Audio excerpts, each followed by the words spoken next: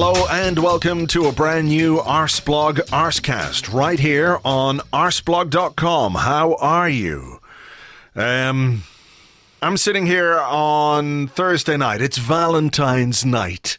And I'm sitting here recording just after the game has finished.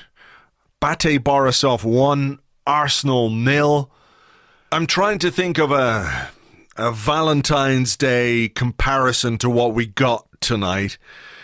And maybe it's Unai Emery coming home with a bunch of petrol station flowers.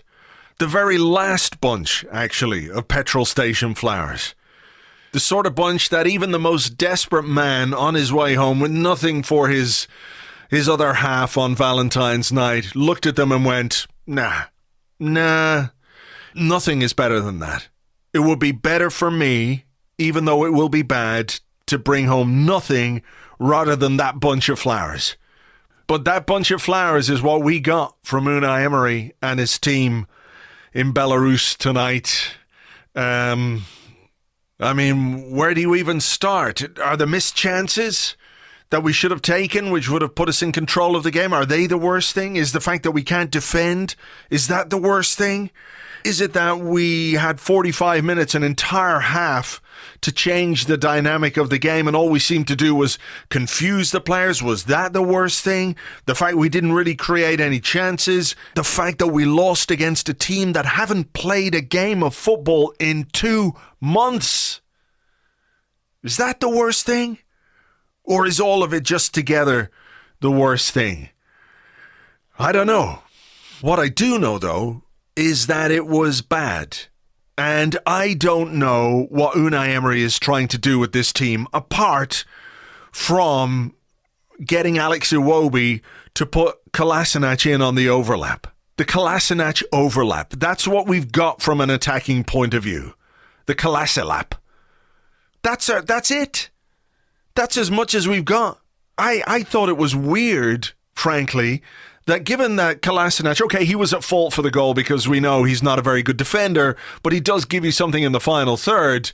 When he was, for whatever it was, 66 or 70 minutes, basically our only attacking threat, or the area from which attacks came, we took him off and put on Denis Suarez, who looks like, I know he's short of fitness and all that kind of stuff, but did you ever have like a game of football with your mates when you were kids and one of the lads had to bring his younger brother with him and everyone's like, what'd you bring him for? And he's like, my mum said I had to bring him, I don't have any choice, can we let him play? And everyone's like, god damn, yeah, okay, he can play, but like, we're 12, we're 12 and he's only 8. It's going to be absolutely shit if he plays, and he plays and it's shit because you're all much bigger than him and he tries, he's like plucky little guy, but basically you're all 4 years older than him and he's tiny and you just, bump him off and it's awful. And that's what Denis Suarez was. And it was, I think, a real blot on Unai Emery's copybook, this result. I really do. That kind of approach, that kind of team selection, not good. And let's remember that we went to BATE Borisov last season with a team who you could say weren't any better, or perhaps maybe you might say were worse than the team we had out last night, and they got themselves 4-0 up. They won 4-2 in the end because we conceded a couple of late goals, but basically they scored 4 because BATE Borisov are shit. And they haven't played for 2 months, and we lost to them. And that's bad. So I think to try and get some more structured thoughts on this, I might as well go straight in to our guest on the show this week to discuss the 1-0 defeat to BATE Borisov in the Europa League. Tim Stillman, hello to you. Hello. That's the most depressing sentence I think I've ever heard. I hope you have a stiff drink, do you? I wasn't going to have a drink this evening, but I've got a stiff one in front of me now. Just water. Just water. Okay, you're a braver man than I am. I have to say, Tim, I was expecting to talk to you about a fairly routine Arsenal win, which wouldn't take us too long, because what can you say about a win over a team as poor as BATE Borisov? And I had other things that we were going to talk about, which we might do, but we probably won't, because I think there's much more to unpack tonight because of this defeat. Maybe I'm an idiot, or maybe I'm just hopelessly optimistic, but I really was not expecting that tonight. Same. Yeah. Yeah, absolutely the same. Do you know what I was expecting? I was expecting to win maybe 2 or 3-0 and maybe have the debate about how well we played. Yeah. Maybe a bit like the Huddersfield game, the kind of, well, we deserved to win, yeah, but how good was it really? I wasn't expecting it to be, that was just objectively bad. Yeah, I've just done a little intro to the podcast there, and that was bad is something that popped up a couple of times in what I said. And just to sort of put the result in context, last season we went to BATE Borisov in the Europa League, in the group stages. Not that I think it makes any great difference, to be honest. And actually, we played them at a time when their league season was underway.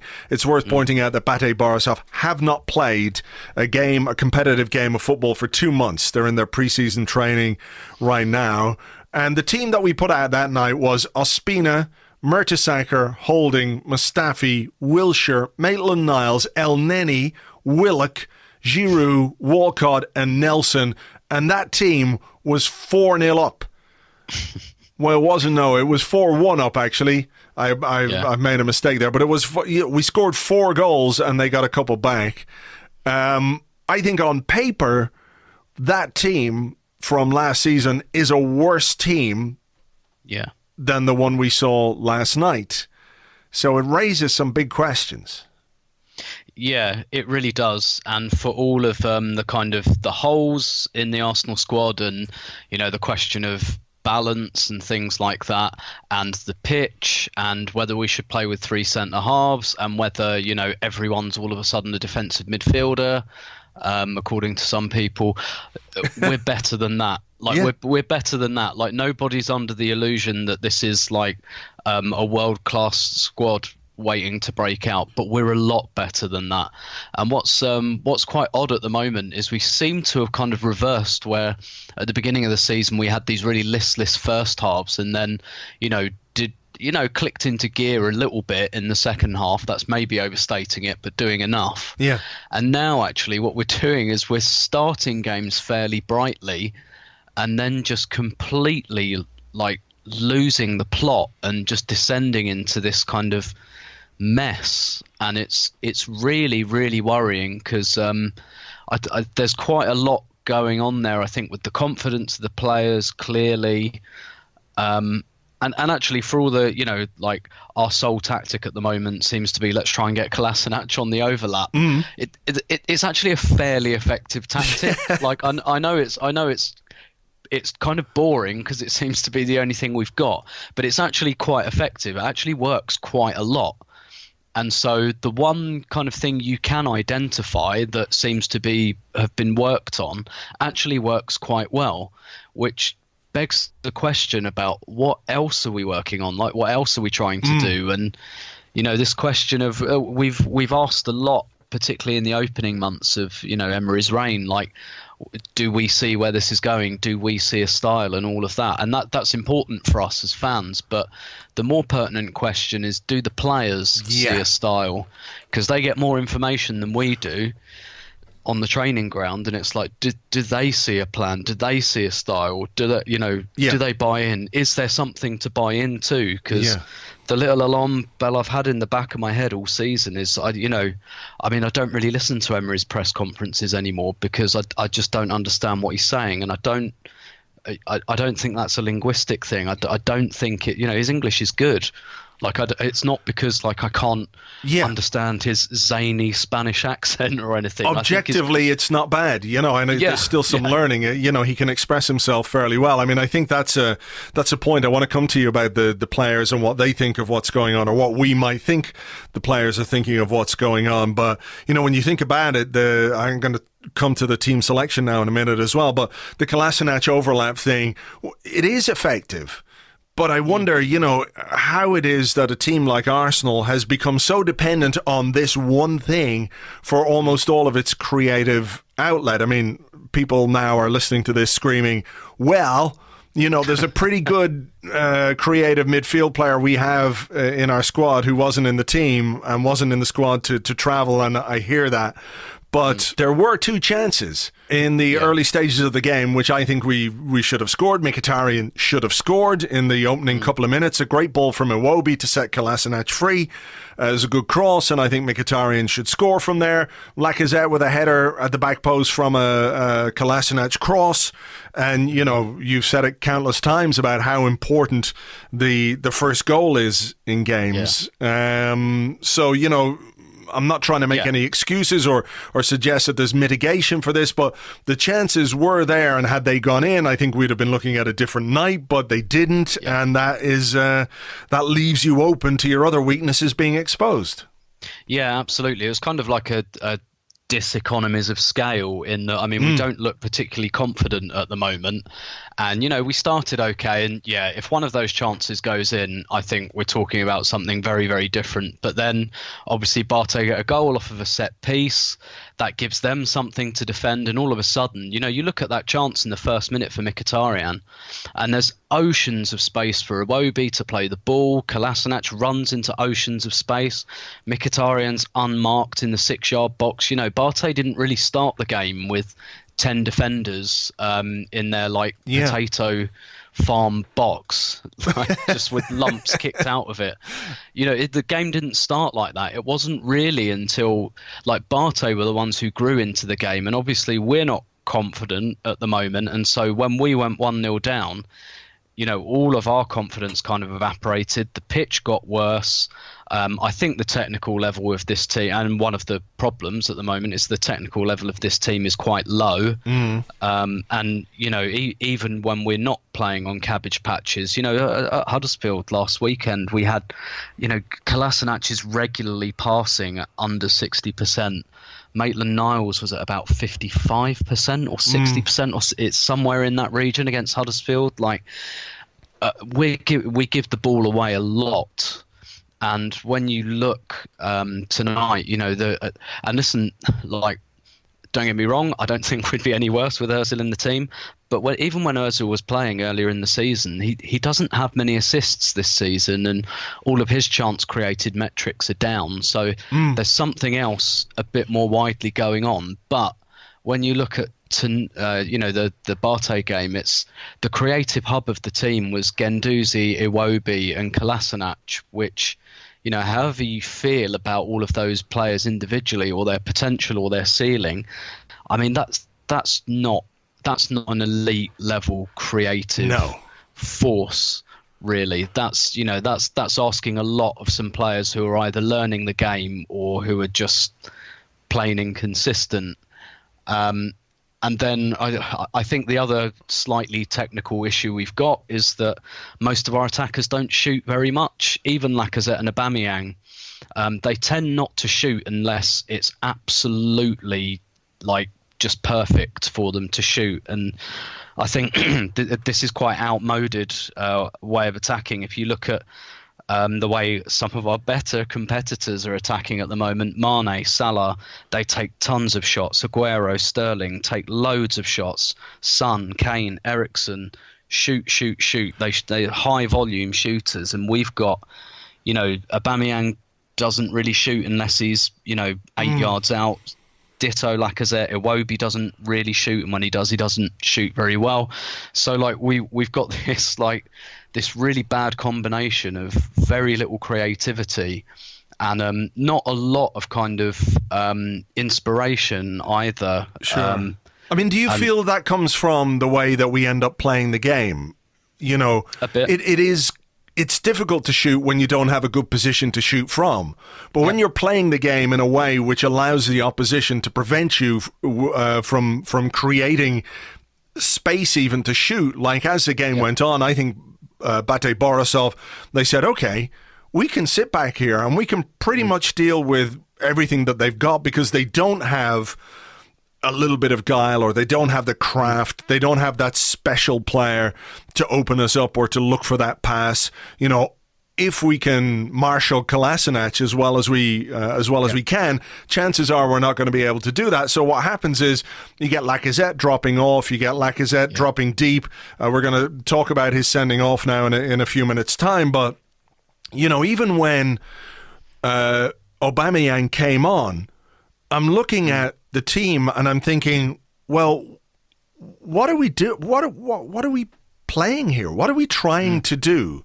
Because we'd brought Aubameyang and Torreira on, and we'd gone to a back four, and then within 4 or 5 minutes, we took Kolasinac off, which meant we were playing without a left back, and we put Suarez sort of out there, and we'd gone to, I guess, to a back three again. So we changed formation, then changed formation again. And I'm looking at Lacazette on the left wing, and I'm looking at Aubameyang on the right wing, and I'm thinking, what the fuck is going on here? Because, you know, you've got two really good strikers, and you're asking them to do, I assume they're doing what they're asked to do, right? Yeah. And I don't know what it is. I don't understand what it is, and I don't think, this comes back to the point you made earlier on, I don't think they understand what it is exactly they're supposed to be doing. No, exactly. And the thing is with this kind of one Kolasinac tactic that, you know, is reasonably effective, it's still very eye of the needle, you know. How many passes went out of play, you know, trying to play Kolasinac in, because that pass has to be perfect. And then when he gets there, the cutback has to be perfect. It's all very, it's a very kind of Goldilocks move, you know? Yeah. And so what ends up happening is, we get in behind a lot, and then there are lots of cutbacks, and most of them get cleared, quite frankly, or most of them go to a player who can't quite get a shot off. It all has to be like inch perfect, and like I said, I don't think the technical level of the team is quite high enough to do that on a regular basis. And the rest of it, it's such a muddle, really. It's a real muddle, and that's you know, in the long term, it's difficult. Like, you can't. So I always expected this season to be very up and down in terms of results. I expected us to be quite inconsistent, but I expected that to happen because I thought, well, what will probably happen is we'll settle into a style and then we won't quite have the players for it. So sometimes it will come off and sometimes it won't. But, you know, the worry we've had all season, really, even during the unbeaten run, is that there just doesn't really seem to be a style. And, you know, for everything, for all the angst that causes us as fans, that causes a far bigger problem for players if they're training every day and they're getting all of this information and they can't really seem to make head nor tail of it. And it does look to me like something is a bit more fundamentally broken than, you know, if we play Ozil, he'll create loads of chances. Yeah. Like I say, I don't think it will be any worse with him there at the moment, but I think something is a bit more fundamentally broken than that. And what's really kind of got to me the last couple of months, and I really noticed this at West Ham as well, was I thought at the beginning of the season, at the very least, some of the fundamentals were being observed a little bit better. So I thought, okay, they are working harder. There's far less like walking when we're being counter-attacked and stuff like that. I thought at least the effort and the energy levels have gone up, it was a fairly low bar on last season and a quick win for the manager to get that right.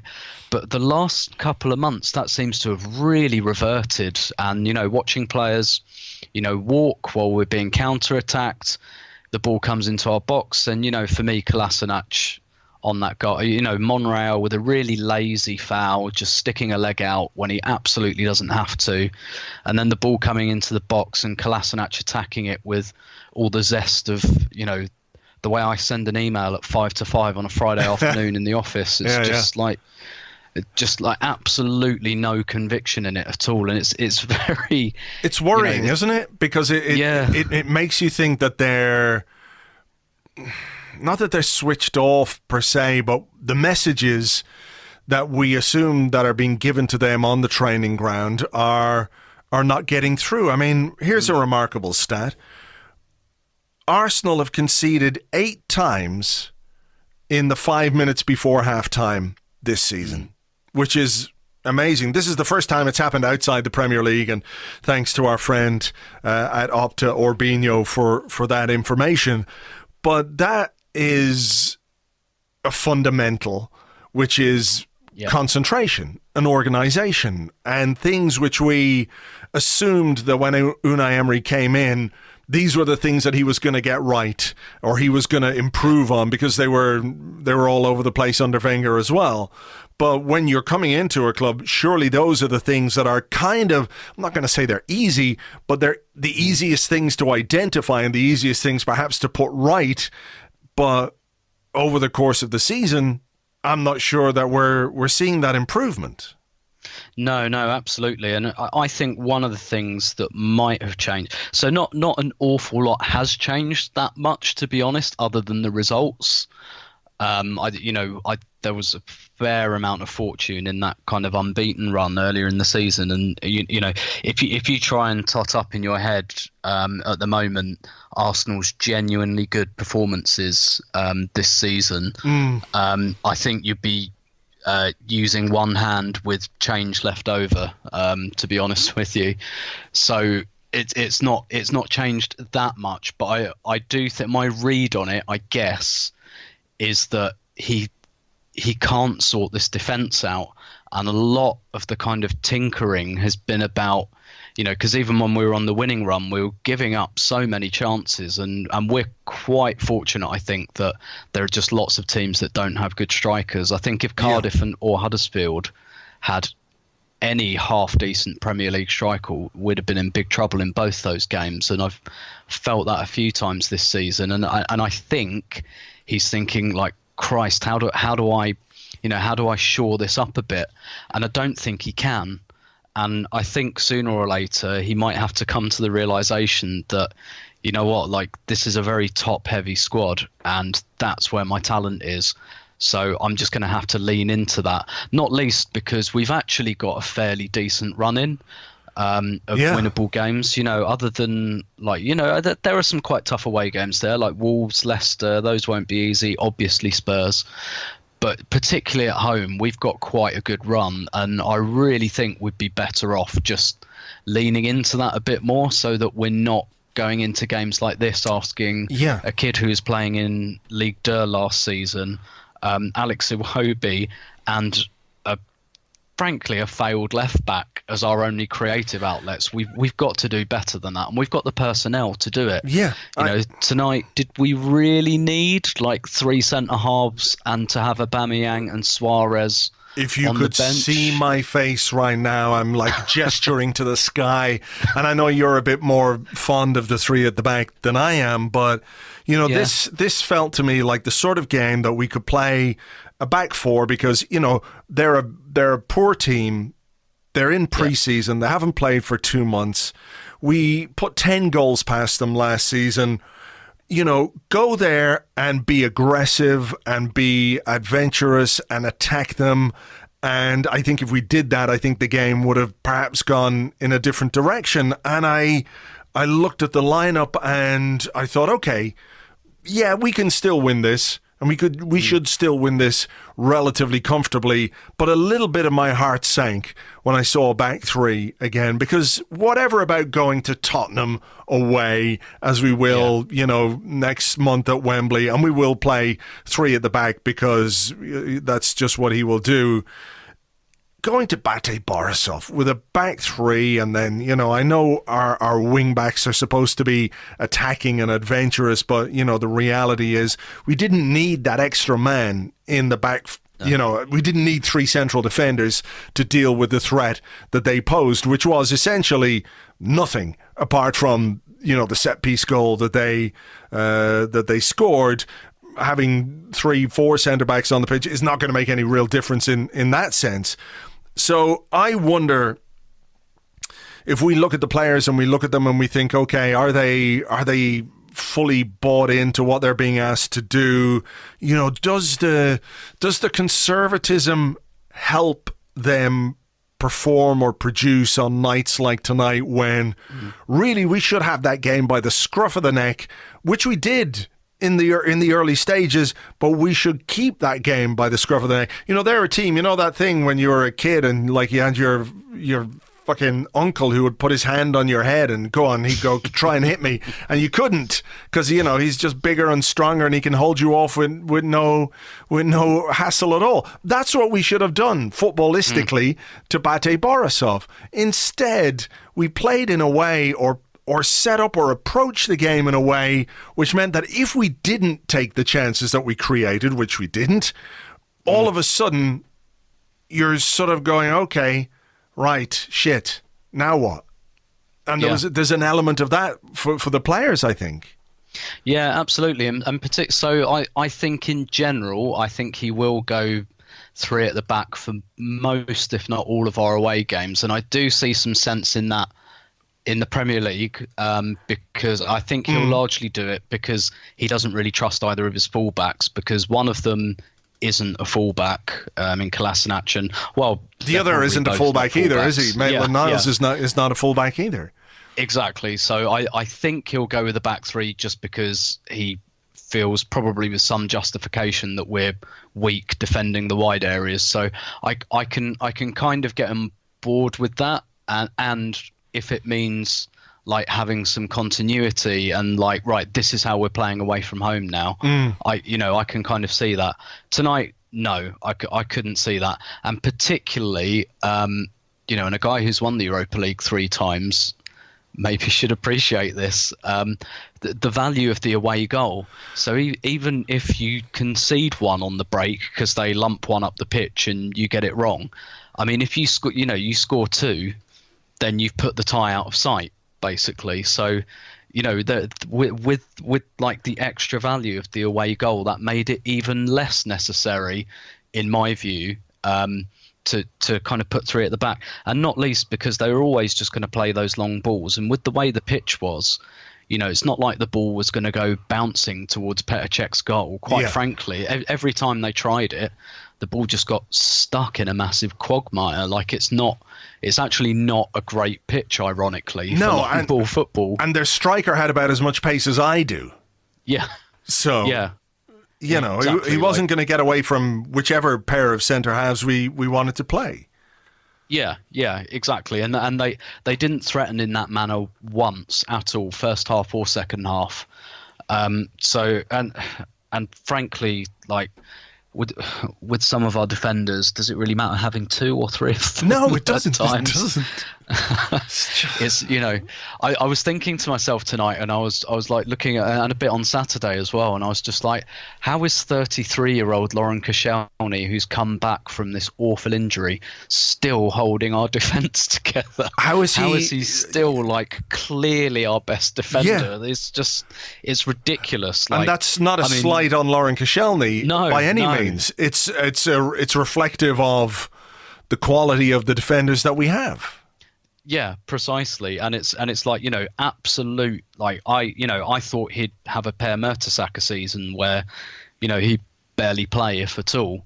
And obviously I think he probably played a bit more because of the injury situation. But now he's exactly where he was this time last year, which is an absolute automatic pick because he's our best defender, which, really shouldn't be the case. Even given the injury, like he's still 33, and he said he probably would have left last summer anyway had he not been injured. So we really shouldn't be at this stage where our like clearly our best defender is, it probably in the last few months of his career at Arsenal, because I'm not sure he'll stay for next season if he was going to go last summer. So it's just it's all a bit mad. It's all a bit baffling, and it's just so hard to get your head around, really, because even given a lot of these flaws, as we said at the outset, we're much better than that. We have better players than that. Even freestyling with no manager at all,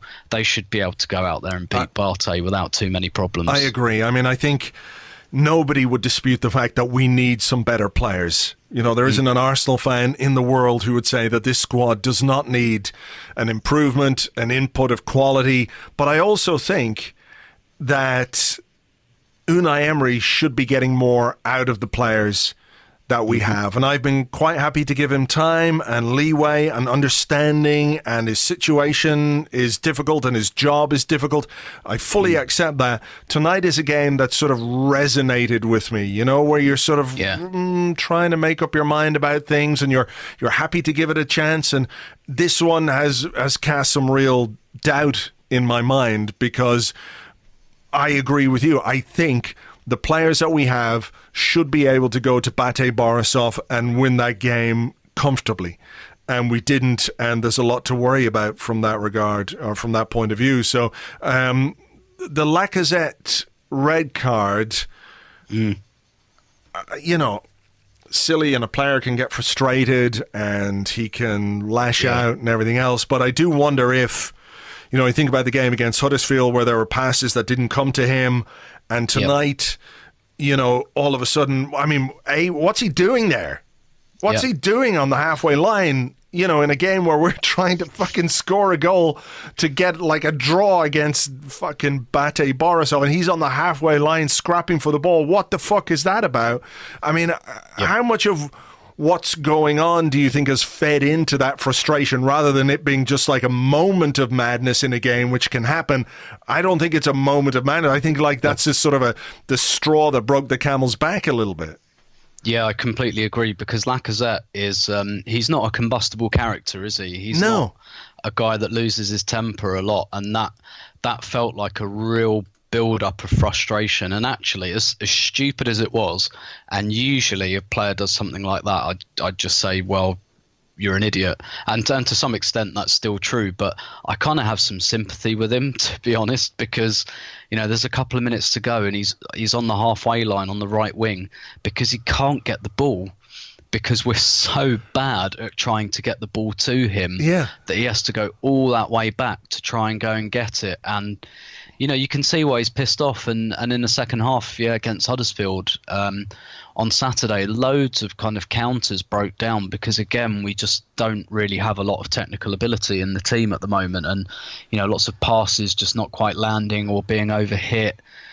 And, you know, he did cut a very frustrated figure in that second half, because he was working really, really hard, and he was actually taking up some really good positions. But we barely had the ball down there under the pitch, and when we got it there, we couldn't get it to him. And it was the same tonight. And all right, he missed the chance he should have scored in the first half. I'm sure that plays into it. He had that goal ruled out for offside. I'm sure that plays into it a bit. He'll be coming away thinking, I really should have scored tonight, regardless of whatever's going on around me. So I'm sure all of that plays into it. But to me, you know, and he, when he was it over Christmas, he was subbed in a game, and, you know, he looked. We've had a few players who've done that, like Lacazette and Aubameyang, where they've been subbed and their reaction has worried me a little bit. And, you know, I perfectly take the point, the whole every player should be disappointed to be substituted, and that's kind of true. But I don't know, I always worry about stuff like that. It reveals a deeper frustration, I think, anyway, or it makes me think that there's a deeper frustration. And, you know, Lacazette's kind of lost his rag about being subbed fairly recently, and, you know, and now he's kind of very uncharacteristically lashing out. Yeah. And that to me is not a great sign. And at the risk of bringing up possibly the most boring subject in the world, you've got to wonder as well how much like the whole Ozil thing plays into it. We don't know. What do the players think? Lacazette? If you're Lacazette and you want to score goals, do you want a player in the team who is one of the biggest chance creators in European football? You know, or do you want, with all due respect to him, Matteo Guendouzi or Alex Iwobi? And I'm not slagging off those guys in any way, but just, you know, if you're a striker and you can you imagine what they're thinking at the start of this season?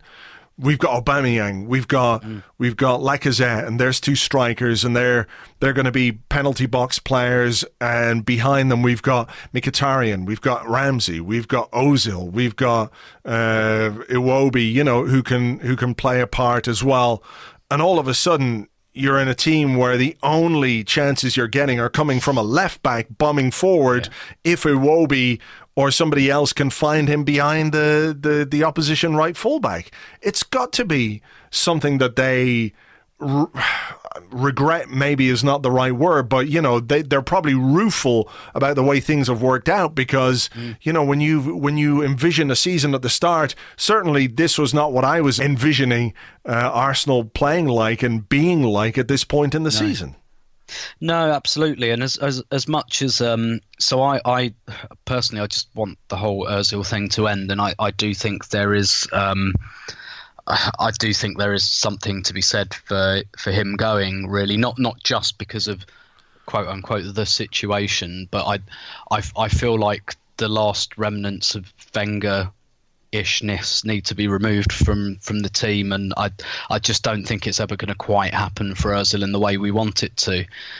But on the other hand, that might not be how the players think about it at all. And again, we can only speculate. But I bet you when we bought Aubameyang and we bought Lacazette, I bet Ozil was a big selling point to both of them. Whether it was spoken about or not, it probably didn't need to be spoken about. They probably thought, I can play behind this guy. And it's one thing that they're not playing in front of that guy anymore, but when they're not playing in front of that guy and we're not really creating anything else, it does make you wonder. They might be completely behind it. They might hate Ozil. They might think he's a dick. They might want him to go. They might resent his wages. They might not think they could be completely behind it. But it does make you wonder, because as well, they know him as a person, and he doesn't seem unpopular or anything. No. It's not like Sanchez last season, where you really got the impression that however good he was, people just hated his guts. I don't get that impression with Ozil. So, it's one of those things, and such is the life of a manager. You make big calls. You need the results. Like, good results fix everything. Like, you can do anything really as long as the results are good. But once they're not, I wonder how much these things go through the players' minds. It must do.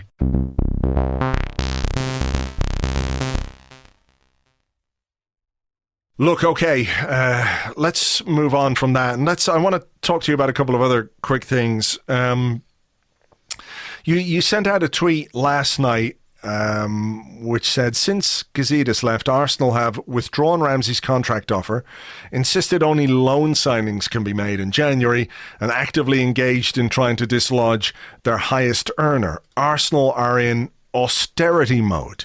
And I should just add a little something to that, in that we did a story on Arseblog News early in January, which told you that basically every department at Arsenal was sent an email to advise them to cut costs wherever possible, which is a worrying thing, whether you're a football club or a supermarket or whatever kind of business you are. If you get an email from on high from the boss saying cut costs as much as possible, you go, I might start looking around and seeing what's going on here. But it's an interesting observation that Arsenal are in austerity mode, and we can perhaps rationalize it and think, okay, it's to get ourselves ready for the summer. It's because we want to invest properly in the summer. But what if this is what it is? There's also that kind of worries me a little bit. Yeah, so some of the things I'm thinking about at the moment, so we got a guy like Raul Sanyehi in, who huge name in the football world. We got Sven Mislintat in, huge name in the football world that everybody knows about. The probably with Monchi, like the most famous recruiter in football. Even though like this whole model is becoming very popular now, I'm not sure I could name too many other heads of recruitment throughout Europe. Like I don't know who does that for Real Madrid or Barcelona. I've got no idea. So some high profile guys who probably came in on big wages, and we got a new manager. Would they So the thing that's going through my mind is, were they told that this was what's going to happen? I kind of think like the decision about Ramsey and about January, and trying to squeeze Ozil out, and I do maybe think that that's kind of Raul, because it's not what Gazidis would have done. It's not what Gazidis was doing. So that doesn't make me think that Stan Kroenke has said, right, a year after signing off on this Ozil way, just gone, no, get rid of him. Like, I don't think Kroenke takes like an active enough role to do or say something like that per se. Maybe the email about cutting costs, that might have come from a Kroenke, but I do still think it's probably Raul who's driven those changes, because it is a departure from what was happening when Gazidis was here. But also, like with Emery, I didn't like the way, and I understand it from his point of view, but I didn't like the way he introduced that whole, I've been told that I can only sign players on loan. There was a bit of tetchiness in the way he said it. I'm not sure the club really wanted it out there quite like that. Right at the beginning of the window, I'm sure they'd have preferred to have kept that a little bit private. And it seemed like a lot of his language became very, I'm being told, this is what they're telling me, as if to say, it will it'll be different in the summer. They tell me it will be different in the summer. Yeah, as if to say, I am not an active part of this decision. This is being imposed on me. And that had the alarm bells ringing a little bit. But it also made me wonder, like, do you reckon Unai Emery was told when he was hired, we bought all these players, because you're not here yet, and it makes a certain amount of sense for us to get guys in quickly. So, this summer we're pretty much giving you players to work with, which I'm sure he'd have thought, okay, that's fine. They might not all be the players I want, but I understand the situation for a bit of brevity. But do you reckon he was told last May, oh, and by the way, in January, we're not giving you any money? No, I spoke to somebody and I don't, I can't say with absolute assurance that this is the case, but somebody who I speak to relatively frequently, who gives me good information, often good information, it's not always 100% accurate, but always in good faith, told me that they were told there'd be certainly more money than this. Yeah. More money last summer, and more money, certainly money in January. Yeah, exactly. And that again makes me think it's probably Raul who's the kingmaker here, because obviously it was Gazidis that, did the hiring per se of Emery, and I'm sure Gazidis probably would have told him, there'll be money in January, there'll be next summer, which might have been the case had he stayed. And then obviously behind the scenes you've got the head of recruitment leaving after less than a year. I mean, it's not a pretty picture. It's not healthy, is it? No, quite frankly. And I don't know if you remember, I was on this podcast last summer, and I just had a slight reservation about getting like Raul Sanllehi and Sven Mislintat together at the time that Gazidis was leaving, because these are two guys who, again, I reiterate, they're famous, and they're famous because they want to be famous. And I'm not saying there's anything wrong with that, but they want their names out there, which means they are ambitious men. When two stags rut, only one stag comes out on top, and the other guy goes away with his antlers between his legs or his whatever. Yes, and there was a big power vacuum that was created, and then we bought these two big ambitious guys, and I always had slight reservations about that, and about placing all your faith in like gurus and this guy will fix everything. I think there has to be a chemistry behind the scenes. I think that's the most important thing, but it's not really a healthy picture, which so I'm not kind of doom mongering too much, which is not too much of a surprise, actually, when you have the sort of upheaval we've had on and off the pitch over the last couple of years. I think a lot of people criticise Man United like retrospectively for how they handled the Ferguson departure, but I don't remember too many people complaining about what they did at the time, albeit they hired the wrong manager. But all the other kind of things they put in place, people have mixed opinions about Ed Woodward, but he took on like a very definite like a very definite, almost like director of football role. They got some old guys in like Phil Neville and Ryan Giggs to try and continue this. And I don't remember too many people complaining about that at the time. In retrospect, it was all wrong. But actually, the idea was fairly sound. It's really, really difficult to replace, to completely change the culture of your organisation overnight. And I always felt that would be the case with Arsenal. It's not even a good idea on paper. It's still going to be a bit rocky. But yeah, so in short, to sum up, the players don't look happy, the manager doesn't look happy, and it doesn't look happy behind the scenes. But other than that, everything's okay. Everything's great, yeah. Well, look, I mean, I think it's fair also to say, and we should point this out, that, what can seem like a desperate, awful situation in football can turn around quite quickly. It is possible for things to change really quickly, especially if you win games on the pitch and the mood lightens a little bit and everyone gets a bit, they're not quite as introspective. The Moyes thing is quite interesting, isn't it? United sacked Moyes after, when did they sack him? March or April of that season? Yeah. I know it's a different job and it's a different circumstance and it's everything else, but, they were, I suppose, decisive in what they did. And, I've sort of been of the opinion that it might not be the first guy that we get after Arsene Wenger who is the right man. It might be a number of people doing a number of things who lead us to getting the right man somewhere down the line. And I feel kind of that's what it's going to be. And I'm not saying that Unai Emery can't make a positive contribution or can't get us, to a level where we want to be or somewhere closer to where we want to be. But, I'm not sure that Unai Emery is a guy who's going to bring Arsenal to the title or anything like that. No. So, and I don't think he was ever going to be.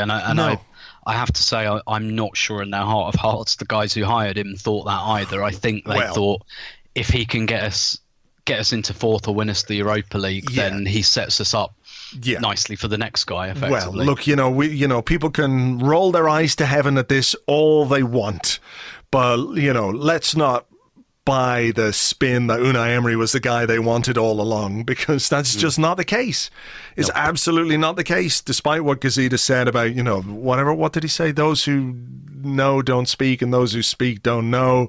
Yeah. I mean, what a big load of buzzword bullshit that was, and I get that people wanted to buy into the new manager. Of course, we all wanted to buy into the idea that this new guy was going to come in and do a great job. And I'm not saying that he can't still do a great job, but, this was not this smooth, unanimous process that they sat down and dossiers this and all that fucking bullshit. I don't believe it for a second.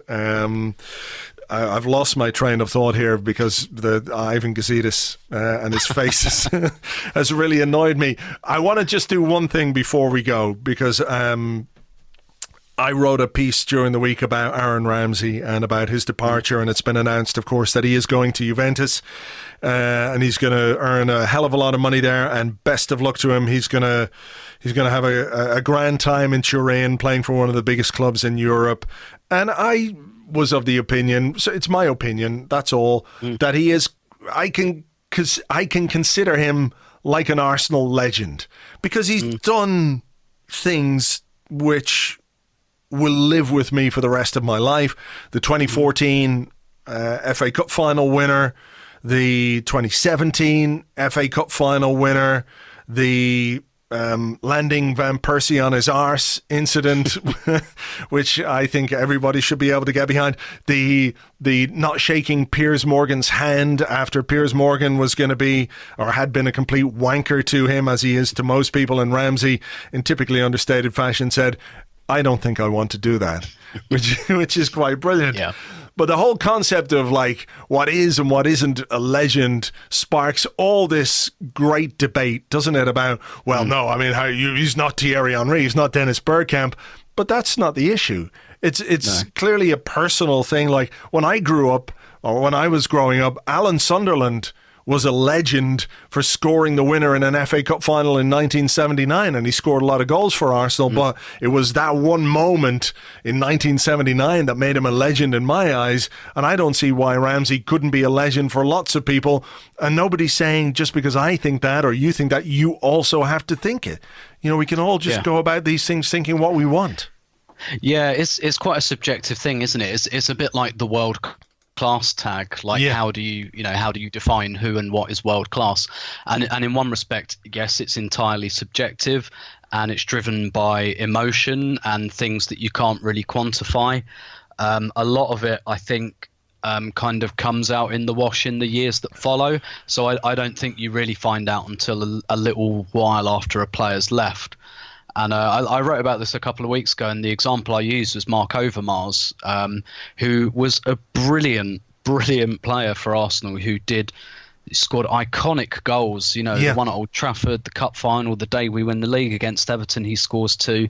He made the most significant contribution during that double season. He was amazing. But because he was replaced by Robert Pires, he's barely talked about.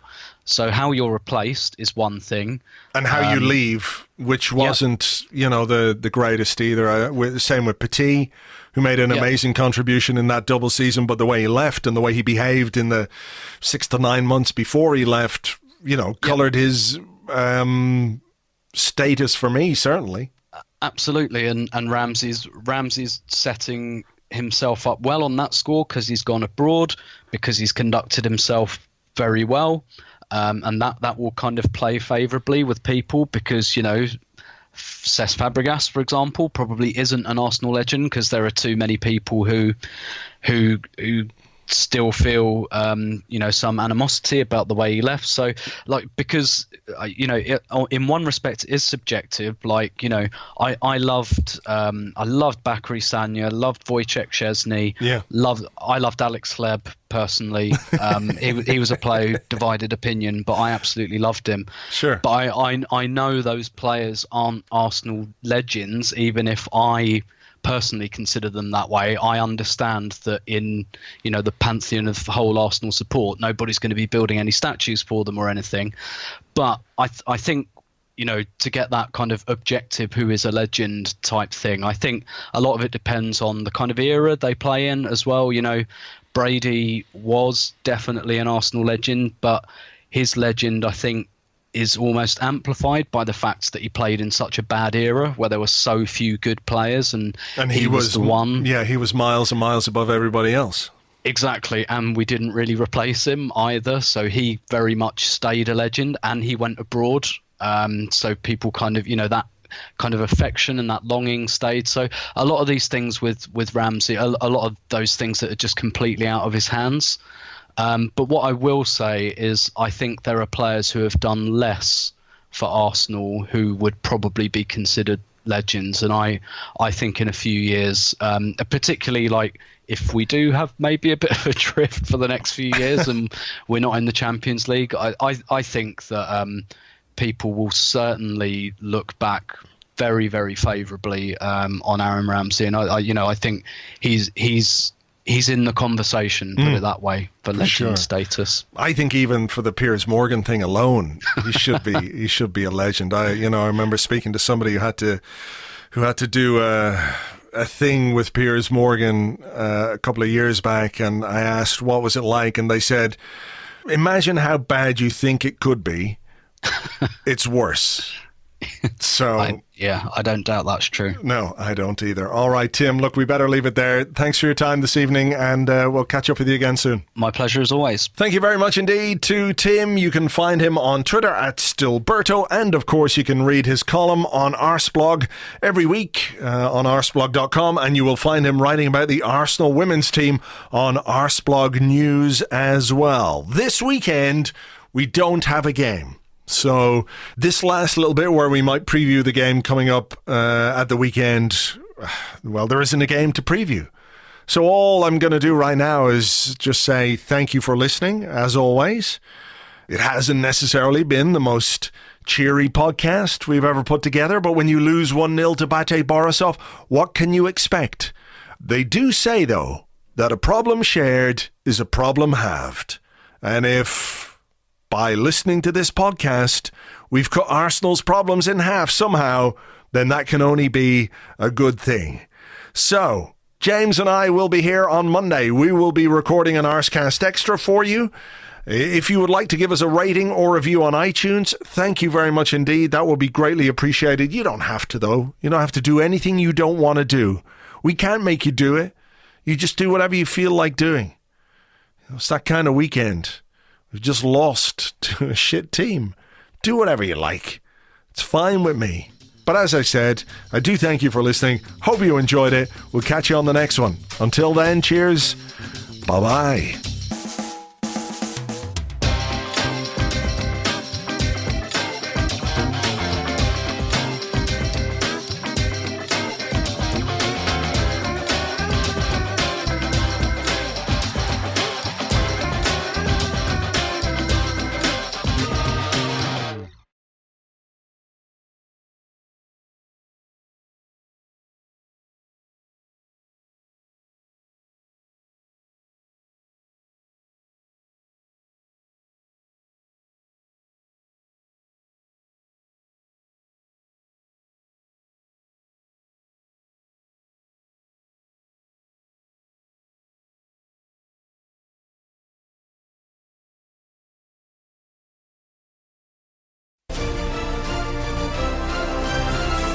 Welcome back to Sky Sports News. Coming up a bit later on, Mark Hughes and Alan Pardew on the nude calendar that they hope is going to get them another Premier League job.